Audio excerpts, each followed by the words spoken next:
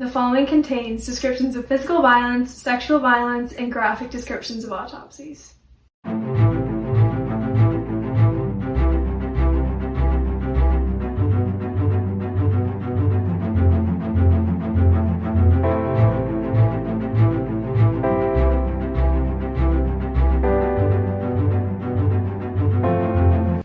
Hey listeners, welcome to episode 80 of TGIC Podcast. I'm Jillian. And I'm Izzy. And we are back on video today. Whoop whoop.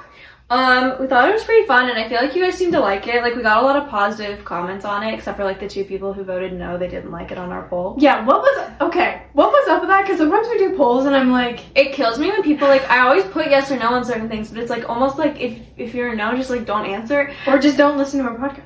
I get confused when people answer no, and then it's also like, we did do that poll more just to see if people liked video podcasts, but at the same time, it's like, we do still offer audio. It's not like we took it away. Yeah. Anyway, it kind of killed me, the two people that voted they did not like it, because I thought it was funny. Thank you for being honest. I just thought it was funny. It is quite funny. I had a great time editing that video. I think it's fun. I think it's enjoyable. We're looking into options on how to keep doing it when we go virtual again, when we're back at school. So yeah, we're definitely going to keep trying this out. I think it's really cool. Yeah. A lot more podcasts are doing it. It was so fun to like do little clips on TikTok and stuff. Like I think it's interesting. Did you notice that Morbid started doing it too? Mm-hmm. Like for all of their episodes? Yeah. Is it just for listener? I don't know, because I don't really listen to anything besides Listener Tales. Yeah, I don't either.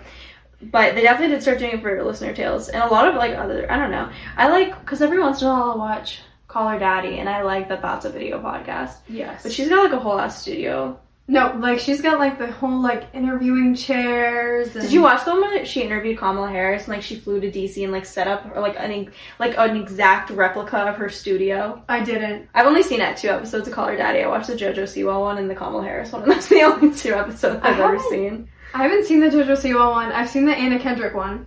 Oh, interesting. Okay. And hers was good.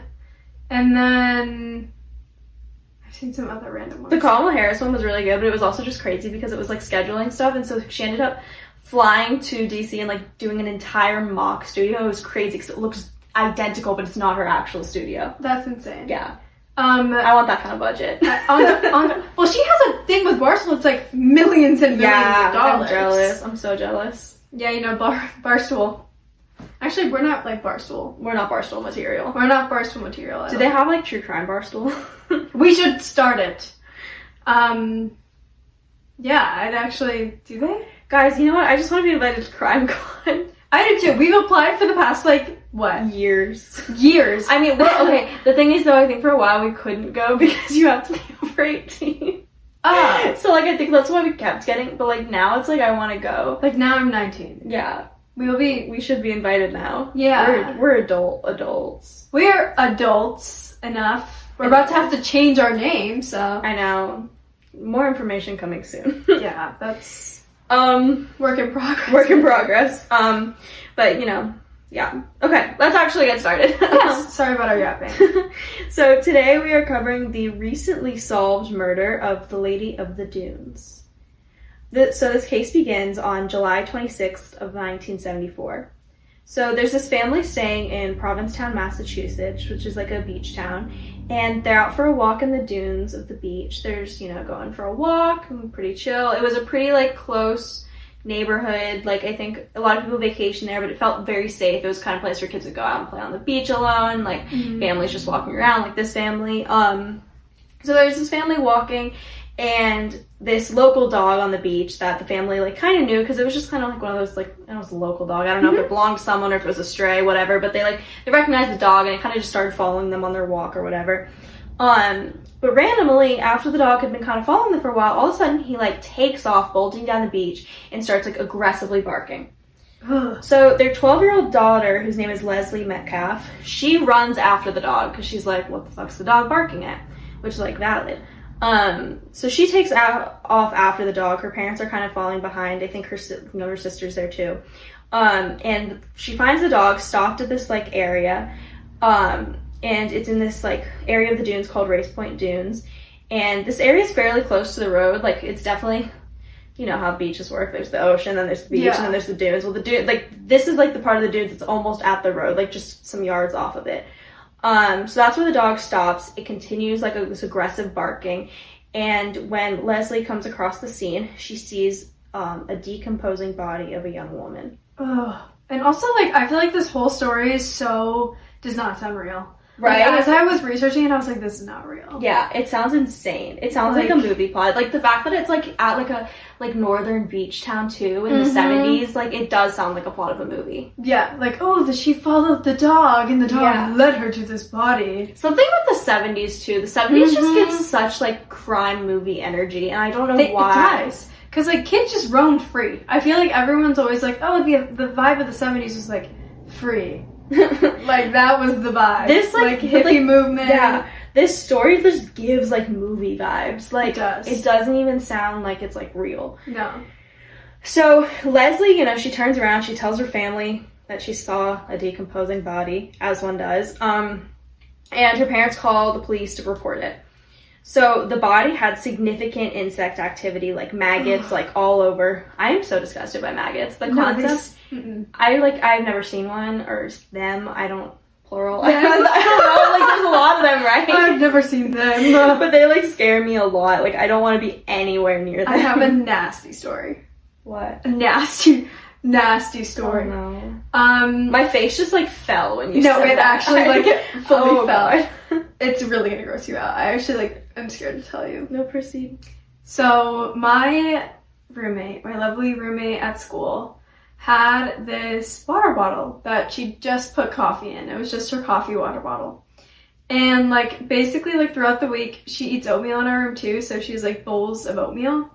And so she had like a stack of dishes. And like somehow this one like thermos that she always had coffee in got like kind of pushed to the back of the dish pile. And she just didn't end up cleaning it because like obviously like whatever things happen, like busy last semester. So we're leaving school and we're all doing like our final dishes before leaving the dorm. Jillian's like audibly like cringing right now. We're all doing our dishes and I hear her scream from the bathroom with like the sink across the hall where she was like washing her dishes. And I'm like, oh my god, are you okay? She had opened her cup that it had coffee with creamer in it, sitting there for like months at this point, had maggots. How the fuck did they even get in there though? It had like it was like an Awala, it wasn't like an Awala water bottle, it was like the ones that look kind of like a Stanley dupe. Yeah. And it didn't have a straw in it anymore, so it had like a hole. But like where did they come from? They're fly larvae. So you just had them living in your room? So there was just like this Awala full of maggots. Like the entire wall. I don't think I knew that they flew. Cup was That's even full. worse. I don't think I knew that they flew. Well, they don't fly. They're like little larvae. Oh. Yeah. Anyways, that was really gross. Sorry to dampen That it. is horrible. But yeah, they like decay. They lived in your room. They lived in my room. Ew. But we didn't have a fly problem or anything, so that's why it was weird. Oh my god.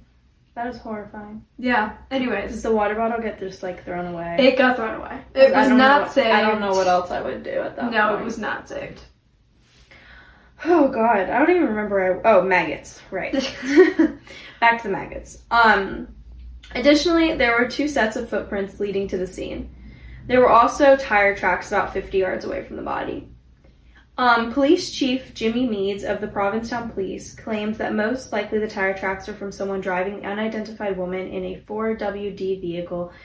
Did I say that 4WD? 4-wheel drive. Oh, 4 that makes more sense. Close enough, I wrote it as 4WD. So. Whoops, I don't know cars, guys. A 4-wheel drive vehicle to the dunes to sunbathe. Which is crazy specific, but that does make sense. Well, there's this whole thing. Everything I was researching was like, they were like, oh yeah, she was probably naked sunbathing when she was killed. But like, why are multiple people saying that? Because that's just awfully specific. Like, why was that whatever, like, being naked, lying on the beach, why is like your first thought naked sunbathing? Like, that's not normal to me. I've never once naked sunbathed in my whole life. I haven't either. And Not also, even like in the most private of private This places. is a public beach. Like, I don't care if you're in the dunes. It is a public bound. It was the 70s. Yeah, it was the 70s, guys. It was just the 70s. Fine. It was just the 70s. Everyone naked sunbathed all the time. Yeah. So the victim, who is later nicknamed the Lady of the Dunes, she is found naked and lying face down on a beach blanket. There was a blue bandana and Wrangler jeans underneath her head. This is what makes me think, because people were like, oh, she was naked sunbathing. I feel like she was sleeping. Yeah. No, that actually totally makes sense. Because why, if you had if you had clothes underneath your pillow, or like your head like a pillow. Yeah. Like that made perfect sense to me, but everyone's like naked sunbathing. Girl's taking a nap. Like, I don't know. But taking a nap naked? I don't know, maybe. I don't know what she's doing. Well, No, she could have been she could have been undressed or something after, like, she True. You know, she could have been camping. I don't know. Yeah. That's true. Or maybe she was in like a bathing suit and something happened. Yeah. I don't know. She had long red or auburn hair that was tied in a ponytail with a gold elastic at the time of her death, and her toenails were painted pink. There were no signs of a struggle at the scene, which suggests that she was asleep or knew her killer. It is also suspected that she was killed 2 to 3 weeks prior to being discovered by Leslie Metcalf. Which is insane, which obviously, like, explains the maggots, but oh my god, 2 to 3 weeks? 2 to 3 weeks and no one found, like, that's where, like, definitely other people saw this woman before and, like, didn't call it in. Yeah, and like on a public beach. Yeah, like, again, and, like, even if you're in the dunes, like, but also there's, like, if this dog found her, how, like, did other dogs encounter her? Yeah, and this is really graphic, but, like, you know,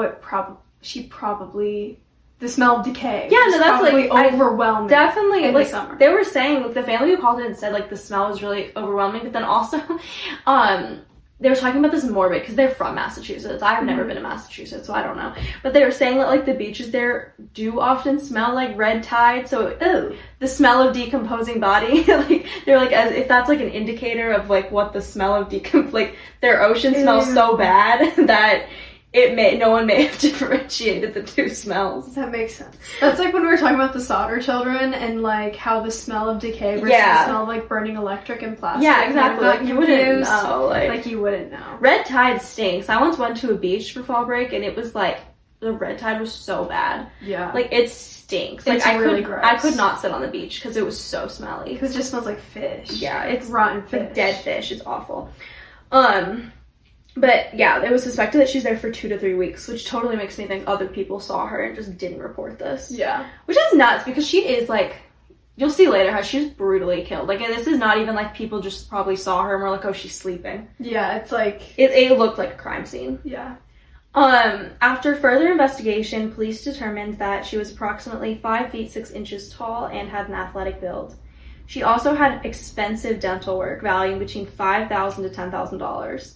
That's so much money. Especially back then. Yeah, well, exactly. It's so much money. So, like, who paid for her dental work? And then that's where, like, people start to get confused because this woman is not identified for so many years, but it's like she was clearly well taken care of. There's a lot of indicators, like expensive dental work. The fact that her toenails were painted. Yeah. Like, that's such, like, a, like, self-care kind of activity. Like, I don't know. Like, I just feel like you don't paint your toenails if you're, like, you know, on the run or, like, yeah, like, you know what I mean? Like you have something if you paint your like no, there's something there. Like totally yeah, like I only paint my toenails if I'm like if my toes will be seen. Yeah, or like if I want to make myself feel pretty. Yeah, exactly. And that's such a dumb thing, but it's like. But like if you're like not, I don't know. Like there's reason behind painting toenails. Yeah, I don't know. You're not just gonna do it.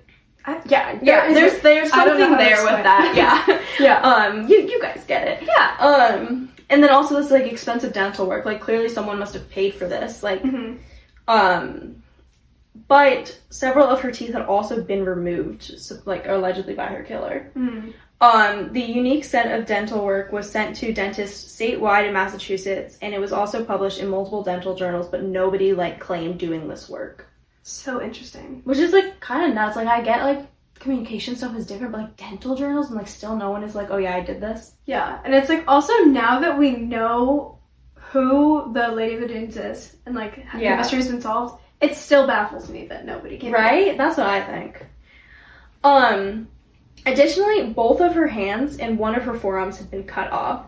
And it's likely that her killer removed her teeth and hands, which, hands contain fingerprints, to prevent investigators from identifying her, which ends up working because they did not identify her for so many years. Yeah. Her head had been mostly decapitated as a result of strangulation, but that was not her ultimate cause of death. One side of her head was completely crushed with a military entrenching tool, which did cause her death. What is that? What do you mean is that? I'm not sure. It's like a camping tool, or apparently also all the people who worked in the dunes, dune buggy people, they also all carried this. So that was kind of pointing to a lot of things for a while, because it's something used to dig trenches. So it's it is used in the military, but it's also used by campers and wilderness folk and stuff. like people who would dig a trench. I don't know. Yeah. There were also signs of post-mortem sexual assault. Okay. Police estimated that the Lady of the Dunes could be anywhere from 20 to 49, most likely 25 to 40, but insane that wider age range. I know. I don't know. I mean, I guess she was very mutilated. It must be really hard to determine. And the decay too. Yeah. I'm sure. Yeah, they found her after weeks covered in maggots. Oh. So she was ultimately buried in October of 1974 after leaves began to run cold. But her body ended up being exhumed 3 times, but none of these times led to an identification. So in 1980, they exhumed her, and more blood work was taken as more DNA searching kind of sciencey stuff work. So they took more blood, and her face mold was created in order to send out a sketch. In 2000, she was exhumed again, and a bone fragment, as a result of a bone fragment being found somewhere, and they tried to connect it to her, but it ended up not being from her. They also did some more testing, which I'll get into later, between 2000 and 2002. In 2013, more blood work and DNA evidence was taken from the body in hopes to get an ID, and this is 2013 time period is when DNA identification really started to take off. A lot of crimes started to get solved that way, so I think they had a lot of hope around that time, and that's why they exhumed her again. That makes sense. Okay, now we're gonna get into some theories about who the Lady of the Dunes is. Yeah, and I will say some of these theories are very interesting. I think this is so interesting because we've covered a lot of dope cases before, but I don't think we've ever had so many where there's so many theories about who she could potentially be. Yeah. We've covered a lot of dope cases, and it's more trying to figure out who she is in relation to who killed her. This is there's a lot of theories on just who she was as a person. I think that's really interesting. Yeah. And they're also different. Yeah. Yeah. Okay. The first one I'm gonna get into.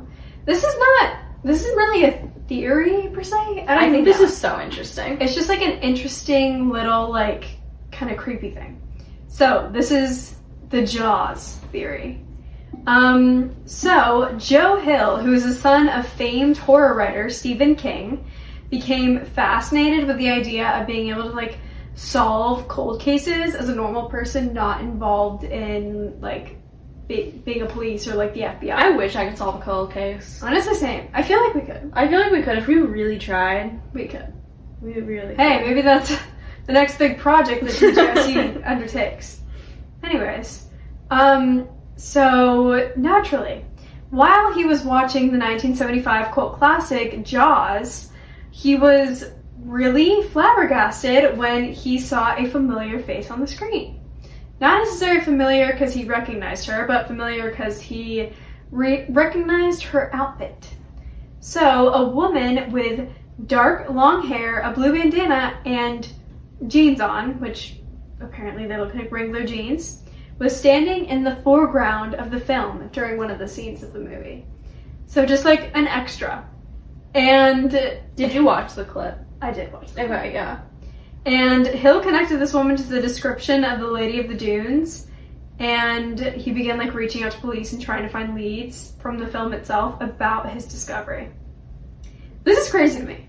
How could you be watching a movie and be oh, that's the Lady of the Dunes? He must have had to have been looking in this case real recent to the screening, which is very possible, but it's that would not be that fresh on my mind. Again, we've covered a lot of doe cases, but if I was watching a movie and saw an extra in it, I don't think it would have clicked for me that one of them looked like a doe. You know what I mean? No. And especially oh, that's a woman in a blue bandana and Wrangler jeans. That's 100%. And also, I want to believe this theory so much because I just find it so fascinating and I want it to be true. Yeah. But I mean, how common could a like blue bandana and jeans been in the 70s? Yeah. Like, is that not what everyone in Cape Cod was wearing? I feel like a lot of people were wearing it, but I will say it was eerie to watch the clip back and be like, she kind of does look like. No, she does. Like, that's, I want to believe it, I really do.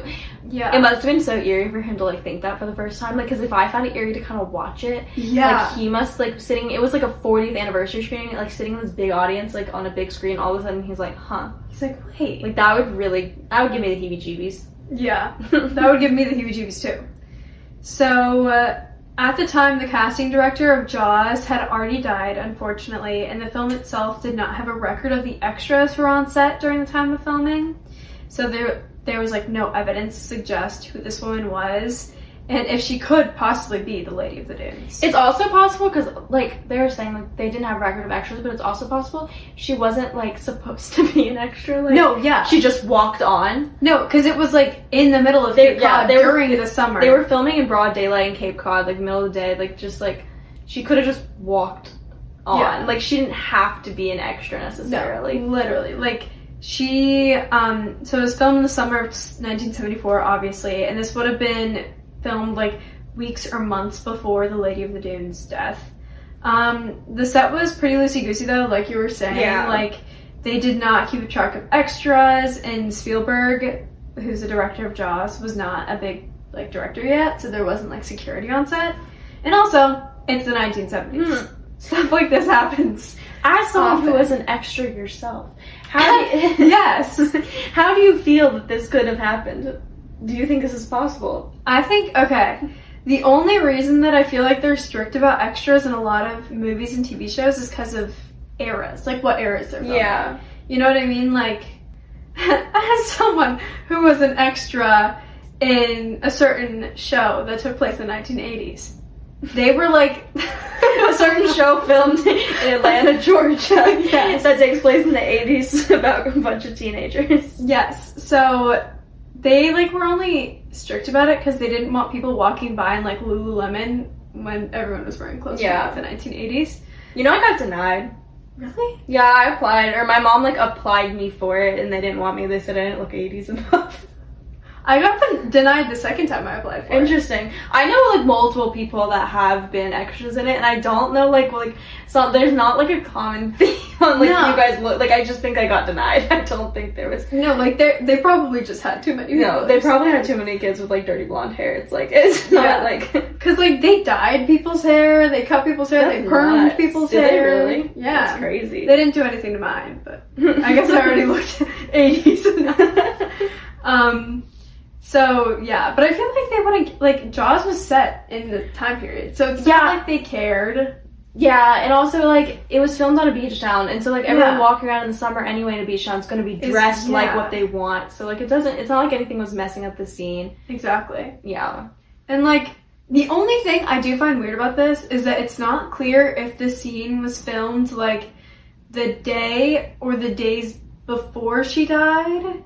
Like, it's not exactly clear, and she's wearing the exact same outfit that she would have been wearing. I think That's that they what I ended up find tracking it back, and it was like a couple months before it was filmed or something. Okay. Like before they suspected she died. It's a little unclear when she died even, so like that's kind of hard to put together. But I believe they said it was filmed in May of 1974. But then that's the thing. It was filmed far in advance. So what kind of coincidence is it that she's wearing the same outfit as an extra in Jaws and when she died? Yeah, that's true. Because then again, there's like not signs that she is like a transient or anything. Like, you know what I mean? Like, it's not like she like it didn't seem like she was a person that was like traveling around or without a home or something. Like because there's all these signs, like her toenails were painted, she had expensive dental work. Like there's all these signs saying like she was like well cared for and all this. Like she had a home, she was well nourished, whatever. So like what kind of coincidence is it that she's wearing the exact same outfit for Jaws and the day she died? Outfit repeaters, man. I don't know. Yeah. But I want to believe it. I want to believe it too. That's a crazy... I like that idea. It just seems really kind of interesting to me. It's like how permanent like media like that is. Yeah. It's just so... And the fact that like it took a really long time for anybody even to like suspect that she could have been in that. Like, yeah. I don't know. It's like really early digital footprint.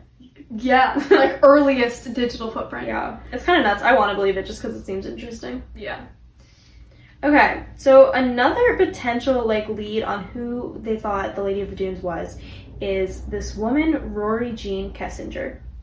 So going back to the killer not wanting the victim to be identifiable and taking away her fingerprints and her teeth, anything that could identify her, it's possible that the killer could have done this because he knew for sure, or he or she, they knew for sure that the victim's fingerprints would be in the system. Because she herself was a criminal.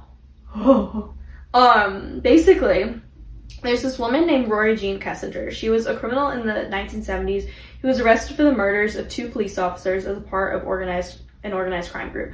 There's some elaborate story, I don't remember it fully, but basically this woman, I think in a hospital, called the police and then somehow trapped him and took his gun and killed 2 officers with his gun. Something roughly honestly, like that. Badass. Something roughly, don't quote me on that story, but it's roughly similar to that. But basically she was arrested and booked for these 2 murders of 2 officers. Okay. And after, weeks after being booked for these crimes, in May of 1973, she actually escapes Plymouth County Correctional Facility in Massachusetts with the help of a guard. So she escapes jail. Okay. She is never seen again after her escape. Dun, dun, dun. In the late 1980s, she was connected to the Lady of the Dunes case because she looked similar to the composite images and she escaped from a nearby area just a few months before the murder. But I guess it was a year before the murder, now that I'm looking at the dates. So they start to think maybe this is possible. She kind of looks similar. She was she escaped from the area. It's possible whoever she was involved in an organized crime ring. Someone could have wanted to kill her, and also they thought that this seemed like someone who had killed before, someone who would want to take away identifying features. There's a lot adding up here for them. So they start to take this lead really seriously and follow this for years. So later on, they actually have Rory's mother submit a saliva sample to test for DNA match when the body was exhumed in 2000. So the initial test they do comes back inconclusive. They have no idea. They're starting to think that maybe this could be her, but they don't know for sure. But they tested again, I think around 2002 roughly, and they do officially rule it out because there was just no match between Rory Kessinger and the Lady of the Dunes. So we don't really know actually what happened to Rory Kessinger. So interesting. She could still be a side character. No one actually knows whatever happened to her. She escaped from jail and she was never seen again. So she was probably successful in escaping. So yeah, good on her. I was about to say good on her. So yeah, but that was kind of a really big lead for a long time, and then it ends up not working out. To the point where, they had Rory's mom submit DNA. It's kind of crazy, and then it just didn't work out. Yeah, especially in the 2000s when DNA stuff was pretty new. Yeah, I know. And also just, I don't know, I feel then people, I'm not sure, obviously, I wasn't there, but I would feel if DNA matching and stuff is newer, I'm surprised that they were willing to get saliva samples from people. Yeah. You know what I mean? I don't know. And to, hunt her down. Yeah, exactly. Yeah. I don't know. Okay, so then also over the years, there's all these other attempts to, ID the Lady of the Dunes, obviously. So, in 1987, a Canadian woman called Provincetown Police and said that she saw her dad strangle a woman in Massachusetts in the early 70s. Oh. So they're oh my god, that's insane. I don't know, yeah, that's insane. They're wow, this could be the Lady of the Dunes. So they go to Canada to talk to her. They could not locate her. They went to her address, she wasn't there. Oh. They tried to contact her, no response, never heard from this woman again. She just basically went off the grid. Which concerns me a little bit, because was her father still alive? And yeah, you never know. Is this woman okay? This did lead me. I feel I keep just going on little side tangents, worried about other people. Rory Jean Kessinger, we don't know what happened to her. There's this Canadian one, we don't know what happened to her. Things keep happening. Yeah. So there's that woman. Never heard from again. We don't know if that's a lead or what. Also in the late 80s, a woman called because she believed that the Lady of the Dunes could be her sister who had disappeared in Boston around 1974. But they do some DNA testing and she is ruled out. Which then again, I feel bad now. This woman probably thought this was her sister and now there's just no closure for her. 2 other women who went missing at that time, Frances Ewalt and Vic Lamberton, they were also not a match to the Lady of the Dunes. So they kept testing a lot of evidence, trying to find leads, but they just could not ID her. Got it.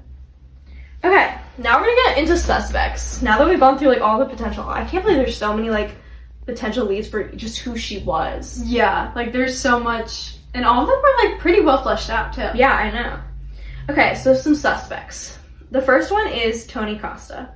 So Tony Costa was a serial killer who operated in Massachusetts in the late 1960s, like 68, 69. He was also referred to as Tony Chop Chop, the Cape Cod Vampire, and the Cape Cod Cannibal. So, crazy names, Tony really. Chop Chop over here. Tony Chop Chop is hilarious. Tony Chop Chop Costa, that's what they called him. Tony Chop Chop Costa. Okay. So he was an initial suspect in this case because he was active in the area just a few years prior.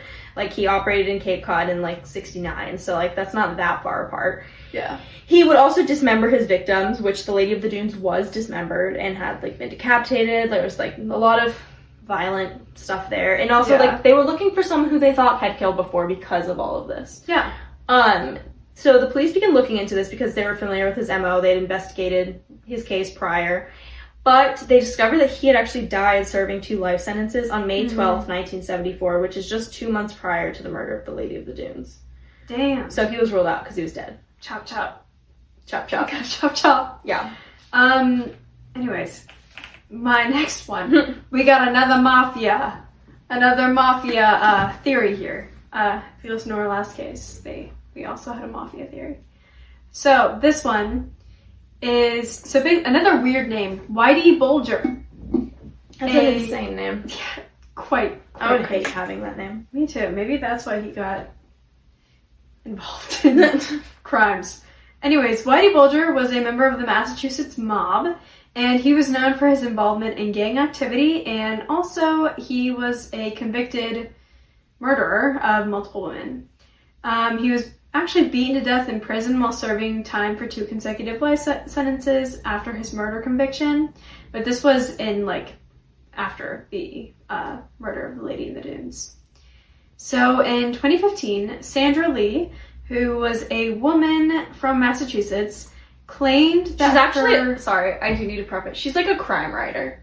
Oh, she is? Yes. Keep that in mind for what she's about to say. Yeah. So Sandra Lee, little old Sandra Lee, claimed that her family was close with Bulger to the point where they called him their uncle.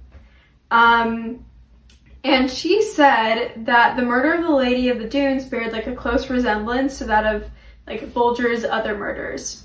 She said that the method of disposal of the body, being near a shoreline, and the attempts to avoid her identification were similar to his other murders. Specifically, Bulger's murder of a woman named Debbie Davis, who was found by a shore with all of her teeth removed after being strangled to death. So yeah, from a distance, it sounds similar. Mm-hmm. And up to this point, I feel like this theory is kind of plausible, but then it takes a bit of a turn. So Lee then started to claim that Bulger was in Cape Cod during the same summer that the woman was found. Not that crazy, but starts to get a little fishy. She then also stated that when she was a little girl, she actually was one of the first people to stumble upon the body of the Lady of the Dunes. She just didn't tell anyone. That's where she lost me. Especially as a crime writer, it just seems like she's trying to clout chase. Yeah. No, literally. Yeah, no, that's totally where she lost me. Because like I was saying earlier, it's totally plausible to me that other people could have encountered the Lady of the Dunes before Leslie Metcalf did. Yeah. However, the story is just too similar. It almost seems what is that thing in psychology? When you insert a memory. What is that called?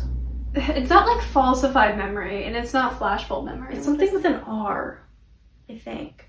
I don't know. I'm gonna do a quick Google search. It's really gonna bother me. Okay. Psych term. Hold on. I'm almost there. For inserted memory. I didn't even type that right. Memory implantation. I feel like that's not right because I know what you're talking about. Reproductive memory. Is that it? No, that's not.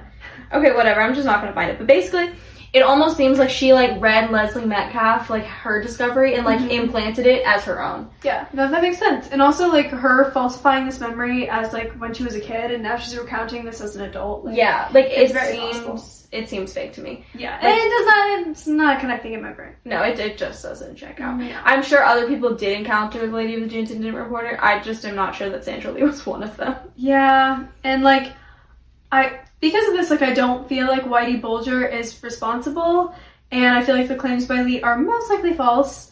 But I do think that it is possible that it was a mafia-related crime, or a crime done by someone who is very experienced. It gives experience. Yes. Like the disposal of the Lady of the Dunes, like the attempts to avoid her identification, and the location of her body, which was only a few blocks from a ranger station, tells me that the killer was like ballsy and experienced. Yeah, I like agree. To be doing this in like broad public is like, I don't know.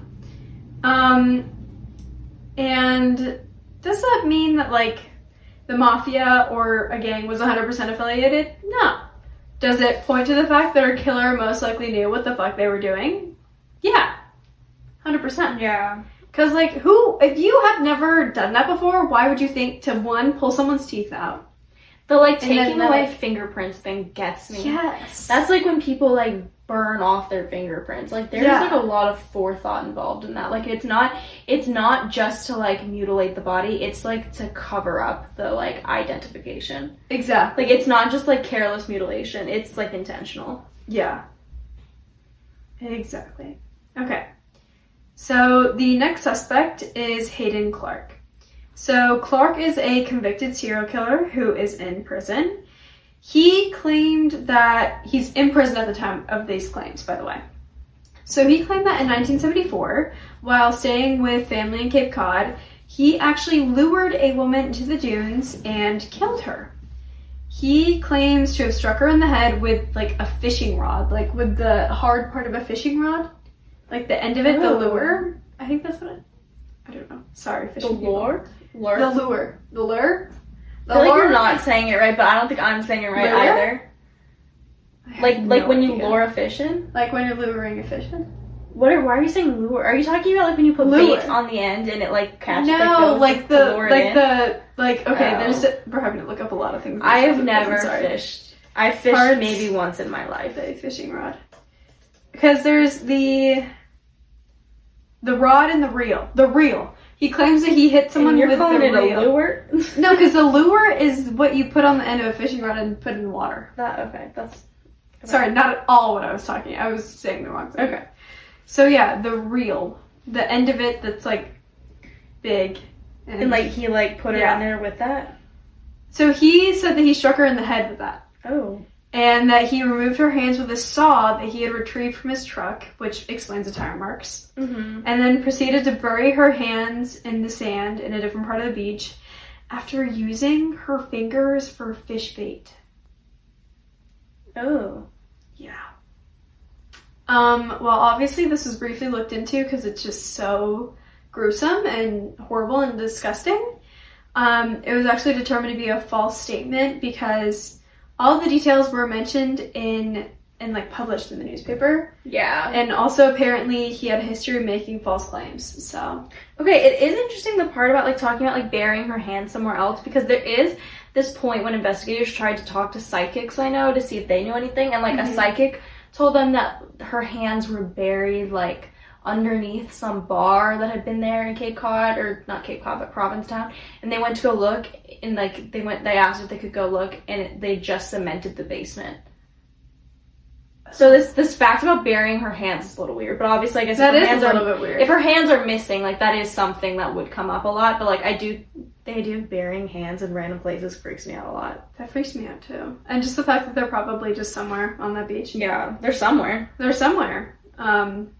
While the case has now been solved, no one knows where those hands are, I don't think. No, they never found them hands. It could be under that bar. It's possible. They cemented it. Yeah. They should get like, I don't know, like a radar. For hands? Yeah, I don't know how. Like a metal detector for hands? Yes, but for bones. That's nuts. They should. Like an x-ray machine? Yeah. Like I swear that TSA machine can show you anything. Mm-hmm. Anyways, okay. Now we're gonna get onto the resolution. So in 2022, after years of mystery, the conclusion of this case was finally determined. The Lady of the Dunes was identified as being Ruth Mary Terry, who was a 37-year-old woman from Whitwell, Tennessee. I think it's Ruth Marie Terry. Maybe it's not. Mary Mary makes more sense. I don't like how Mary Terry sounds. I That's the only reason I'm correcting you.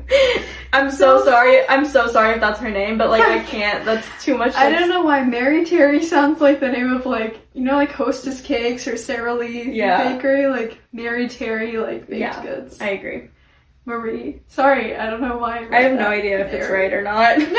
No, Marie makes more sense. It's Marie. Yeah. So. It could be either. Marie Terry. Yes. So yeah, investigators actually determined this through forensic genetic genealogy, which is crazy. It's like basically like 23andMe. I love science. I do too. So in 2023, the district attorney officially ruled that Terry's husband, Guy Moldovan, was responsible for her murder. Also, wild name. Yeah. So a little bit of background on Terry and Moldovan. So they actually got married on February 16th of 1974, and Guy Moldovan was an antiques dealer in Reno, Nevada, and they lived together in California. A few months before her death, Terry and Moldovan visited Terry's family in Tennessee. Her family members later recalled that Terry wasn't really herself when she was around Moldovan because he exhibited very possessive behavior of her. And during this trip, the couple actually discussed that they wanted to travel the US in search of antiques and that they were planning on visiting Massachusetts specifically. And in the summer of 1974, the couple actually started this like road trip and they traveled across the country for their honeymoon far from their California home. Allegedly, soon after Moldovan returned to Tennessee, and he was alone. He was driving Terry's vehicle, and he claimed that during their honeymoon, they had a fight, and soon after, she went missing from their California home. He said that she just left. And people believe that? Yeah, people believe that. They were like, oh, yeah, that makes sense. That doesn't even sound plausible to me. No, because he has her car. That doesn't sound plausible. How do people just buy that? No, I have no idea. And like literally he was staying with the family for a while and he claimed to have not heard from her again. And he was like, I have no idea where she went. And the family was like, okay, this is kind of weird. Okay. But like at the same time, she's a 37-year-old woman. Like, but like to not hear from her, but then her family doesn't hear from her? Like, that doesn't even sound real. Yeah. Well, her brother, James, actually visited California with a PI. And the investigator told Terry's family that all of her belongings were sold from the couple's house and that she had left California on her own will. He furthered this claim by saying that she probably joined a religious cult. Why is that normal? No, people should be questioning this. Possessive husband. I feel like always look at the fucking possessive husband. She did not run away and join a religious cult. It was the 1970s. That doesn't make any sense. It doesn't make any sense. But I, like, literally, apparently, her family was just like, okay. And from then on, like, in their family record, she was listed as deceased. Bro, what? Isn't that insane? And, like, I was looking, this episode is already gonna be long enough, so I don't want to add this. But, like, on November 2nd of 2022, investigators released a statement that they were seeking more information on Guy Moldovan, who had actually died in 2002.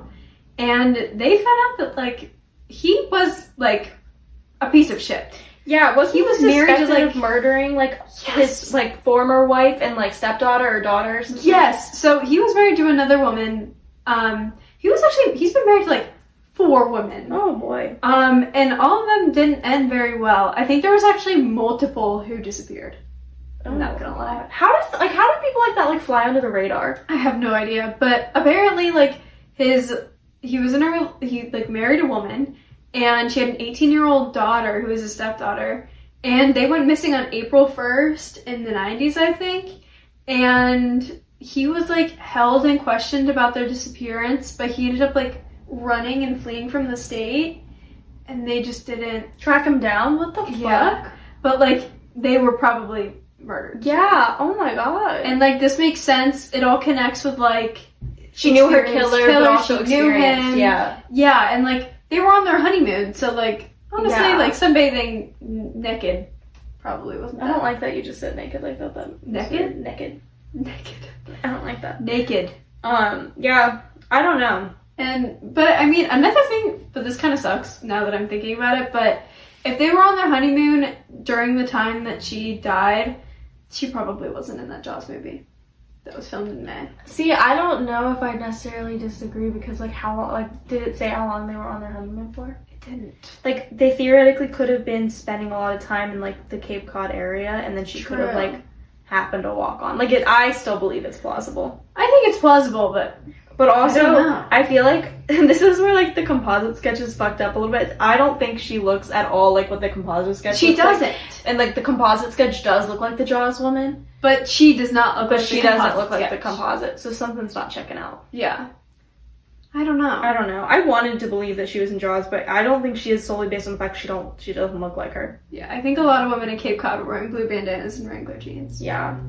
And August 28th, 2003, Guy Moldovan 2023. 2020. Sorry, This guys. was not solved in Not 2003. I don't know why I wrote that down.